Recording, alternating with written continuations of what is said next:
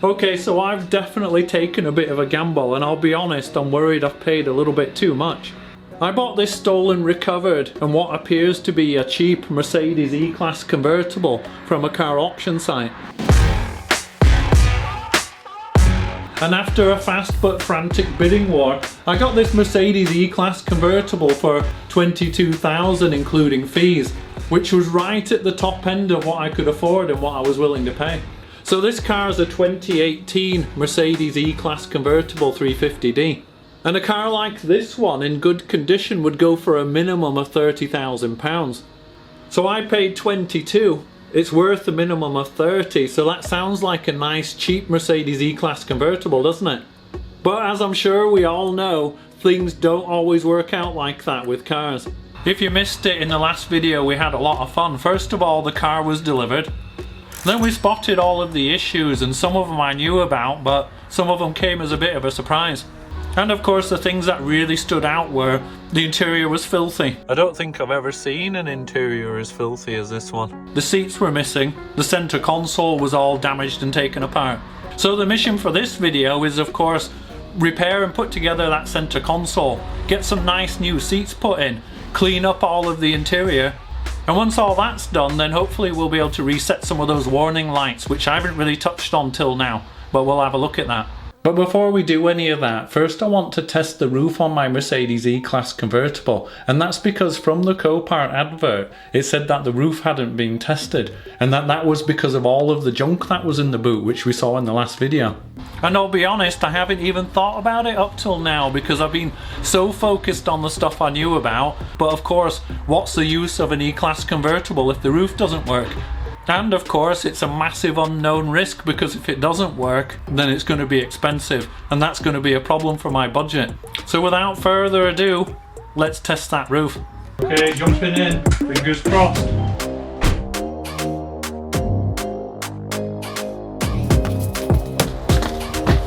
Okay, success! So that's one less thing to worry about. And I could have looked quite a fool there with the sunnies on, but it's a Mercedes convertible so it had to be done, right? Okay, so now it's time to work on the interior of the E-Class convertible, but if you remember from the last video, this door wasn't working properly. So the first job is, see if I can fix this door, because if it's something simple, then that's going to make life a lot more easy for me. And what I discovered was that there's actually only 2 bolts in this door, and there should be 4. And the ones that are there are loose. I couldn't really see inside the door hinge, but eventually I worked out that it was a T45 Torx bolt in there. I decided to borrow a bolt from the driver's side so that at least there were 3 on each side. And with a bit of messing around, eventually I got all the bolts tightened up and that fixed the door problem. In the end, I just couldn't stand the E-Class being this dirty inside, so I decided to give it a really good vac out, even though I'd probably end up doing it again later. As you can see, it came up great inside just after a bit of vacuuming, but I'm still going to carpet shampoo it later. Okay, so once I finished vacuuming out the car, I thought I'd go ahead and pop this center console back into position. But it turned out that this had been pried out and lots of stuff had been messed around with behind there. So this was all loose, so I just lifted it out. Well, it'll only lift that far because there's a lot of electrical connections on the back of it. But this thing says it's like the entertainment system box and all the brackets are broken on it. And what I don't know is if other things that were in there are missing. My first job is going to be to disconnect the electrical plugs from this so I can lift it out. So I labelled up all the electrical connections on the back and then disconnected them all one by one, and that allowed me to lift out this center console entirely. Okay, so that might have all seemed a little bit laborious. I suspected something was missing from inside there and I wanted to see which connections were left over and didn't have a place to go. And what I discovered is that there's 2 of them just here. But the interesting thing is when I have started up the car, it's saying SOS disabled, and I wondered if with this being a stolen car, if something's been unplugged that would have enabled Mercedes or somebody else to track where the vehicle is. After a lot of research yesterday to see what could possibly be missing, finally I found a parts catalogue online which would let me put the VIN code in, which allowed it to identify the exact part that should have been back there. And this is it here, the telecommunications module. So I think, as I suspected, this got ripped out so that the thieves could hide the location of the car. The first thing I had to do was get these old brackets off, and they were T25 Torx bolts holding it on. And then I'll be able to look at the new bracket that arrived with the new telecommunications unit. Oh yeah, okay. Now we're in business. I get worried when things start going this well. So let's just get these screws back in either side to retain it. Okay, so I'm not going to fit this straight away because let's plan for success. Because once I get that back in, I want to put the center console back in. But as you can see, the existing touch control on the E-Class Convertible has this really big crack in it. But I found and bought this used but good condition replacement unit. So let's get that fitted, get this part all cleaned up, and then hopefully I can just go out there and get it all installed. Okay, so let's turn this over and see how to remove this. I know for a fact that this whole unit here comes out because I've seen them for sale on eBay. So I just had to undo those 4 T20 screws, and then it just lifted out through the back like that. And then just undoing these 2 screws, I'm hoping will just allow that touch control to lift right out of there. Could be the fastest job ever. Out with the old, in with the new. Carefully. And with the new one screwed in place, I just had to lift this whole console, or whatever we want to call it, back in there. And then just put the 4 screws back in.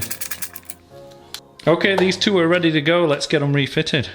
Okay, so with this unit all ready to go now, fully assembled with the new telecommunications unit on the top, we're ready to get it installed. But I actually didn't disconnect this thing mechanically, I just took the electrical plugs out of the back. So what it means is I've got to find screws that'll do the job. Now all of these screws are ones that I found inside the car, either the interior or in the boot. So I'm just going to be rummaging through there and finding something that'll do the job. There's just this main connection here, and then there's actually just this purple one here. This is the only spare one I could find anyway. There we go. Yeah, so all I had to do was plug all the electrical connections into the back, so now that's ready to go. And it's just a case now of pushing it up into place. Long way in there, there's a screw that you can put in. Now I can get this back in, the center console. So getting all the electrical connectors on was time consuming but not difficult. And once they were all on, I just had to feed the center console in at the top. It has 2 little hooks at the top, and then just drop it down. Okay, we're starting to get somewhere now. So a couple of screws to put in here at the back, and then this little piece, it hooks under. So it looks like it's another down and under job. And then 2 screws go in here, but I didn't film it for some reason. Yes, that's looking a lot better with the new touchscreen in without a crack in it, and the center console back where it should be. So time to turn my attention to the seats.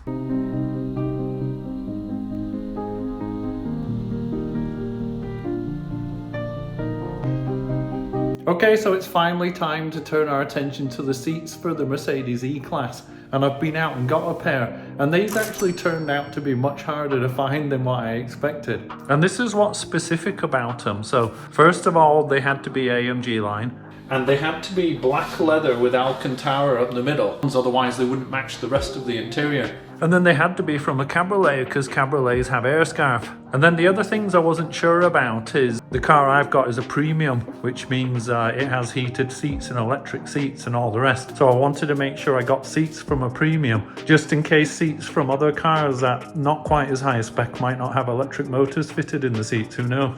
And this pair of seats here was the better of the 2 that were available. But as you can see here, this one's got some damage down the side, so there's a bit of trim missing. The first thing I'll need to do is repair this seat, then clean it up, then go get it installed.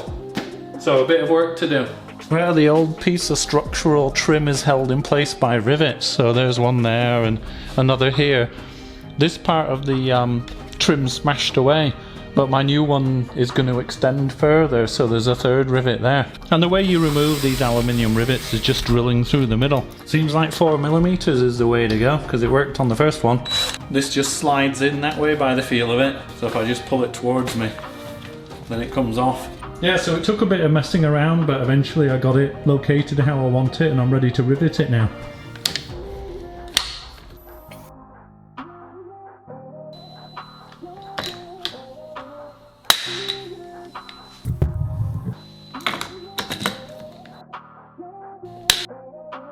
So it's time for our next piece of trim. It goes on like that.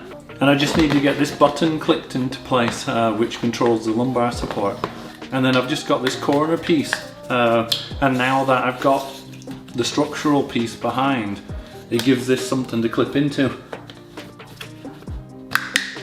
Yeah, and then the way this attaches is it hooks on at the top and then it pops on at the bottom.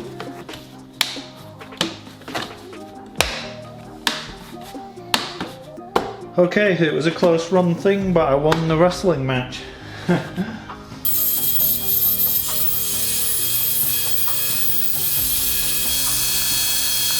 And now that I've got them vacuumed, I'm going to give them a good clean. And I'm going to start by wetting the Alcantara just a little bit using this wet and dry vacuum. Now I've got Auto Glim's interior shampoo. Just going to apply that to those damp areas of the Alcantara. And I've just got a damp and clean microfiber cloth.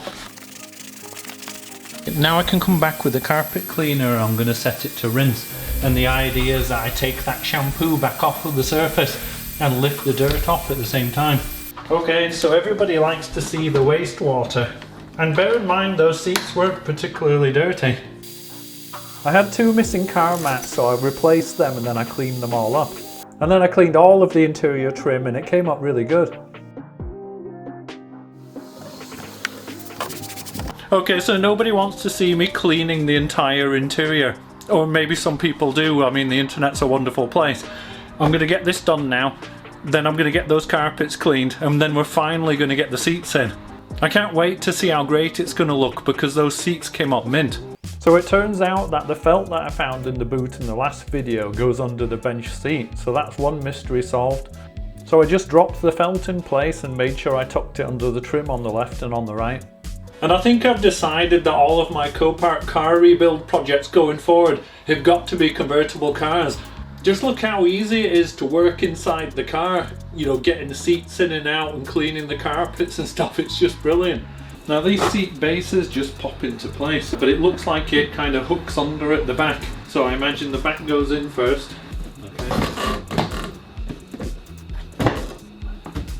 Okay. There we go. So there is just one nut that goes at the bottom of the cup holder.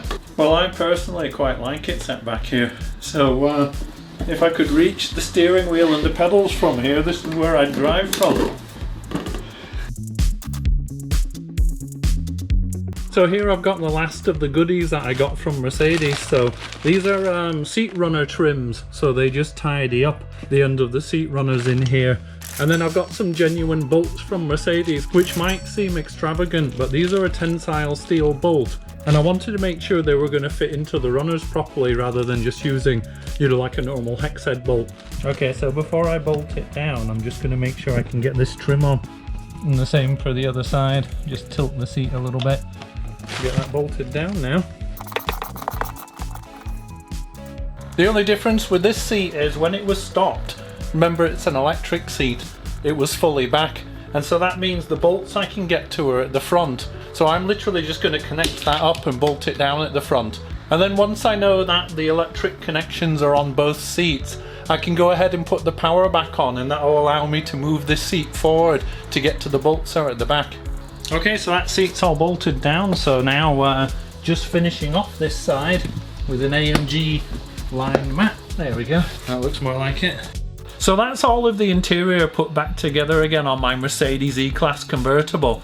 But as you saw, fitting the seats themselves actually wasn't that difficult. All of the hard work was in the cleaning, the carpets, the trim, the seats themselves. But I've got a great result, so I'm really happy and I think it's time well spent. And now we can turn our attention to the dash, because as you can imagine with those seats removed, the dash has been lighting up like a Christmas tree with warning lights galore. Okay, so to carry out a Mercedes airbag light reset, you need quite a powerful scanner and diagnostic tool. And this here is a Topdon RTDIAG 800BT. So let's go ahead and get this Bluetooth dongle plugged in. So we're just clicking on health report and now it's scanning the system for any of the DTCs. It's my first time using this thing. I don't know what all of those red ticks mean. Of course the battery's been flat and the seats have been out and all sorts. So I'm just going to smash that reset DTCs button and hope for the best. Amazingly, it seems to have worked. Just check that out. Green ticks galore. Ooh, okay, proof is in the pudding. Let's see if it worked. Okay, so let's hit this ignition button. So there's still a couple of alerts, but it's the airbag ones that we're looking for. This start engine one, apparently that's something to do with the battery. And the SOS and operative, we'll come back to that another day. But if I okay both of these, look at that. No airbag lights anywhere to be seen on my Mercedes E Class Convertible. Okay, so that's it for this video, but I've got quite a lot to do in the next one. Lots of bodywork stuff to sort out. There's a dent on the bonnet, scratches down the side of the car, an alloy wheel to refurbish, but I don't have the locking wheel nut key, so I have to find the best way to do that. And my next video is going to feature my first ever drive of this beast, because I'm taking it down for an MOT, which it should pass. But it'll be interesting to give you my first impressions of what it's like to drive. I hope I like it. I hope you're enjoying watching the videos as much as I enjoy making them. If you are, then please give me a thumbs up.